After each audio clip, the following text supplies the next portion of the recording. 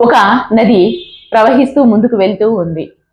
ఆ నదికి దగ్గరగా ఉన్న ఊరి వాళ్ళు ఆ నది ప్రవహిస్తుండడం చూసి నదిలో దీపాలు వదిలి నమస్కరించుకున్నారు.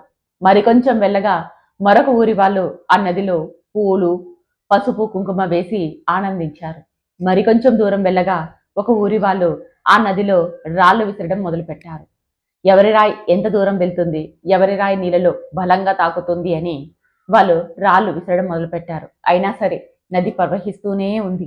ఇలా నది రాళ్ళు వేశారని ఆగలేదు, పూలు ఇచ్చారని ఆగలేదు, దీపాలు వెలిగించారని ఆగలేదు. ఎక్కడ ఆగకుండా నది ప్రవహిస్తూనే ఉంది. ఈ కథని మనం స్ఫూర్తిగా తీసుకోవాలి. మన జీవితంలో కూడా మనల్ని ఆహ్వానించే వాళ్ళు ఉంటారు, అవమానించే వాళ్ళు ఉంటారు. మనల్ని పొగిడే వాళ్ళు ఉంటారు, మనల్ని తిట్టేవాళ్ళు ఉంటారు. మనకి ఆశీర్వచనం ఇచ్చేవాళ్ళు ఉంటారు, మనకి శాపనార్థాలు పెట్టేవాళ్ళు ఉంటారు. అన్నిటినీ కలుపుకుంటూ వెళ్ళడమే జీవితం. జీవితంలో ఎక్కడ ఆగిపోకూడదు. ఎవరు తిట్టినా, ఎవరు పొగిడినా, ఎవరు ఆశీర్వదించినా, ఎవరు మనల్ని శాపనార్థాలు పెట్టినా ఎక్కడ ఆగకుండా ముందుకు సాగిపోవడమే జీవితం.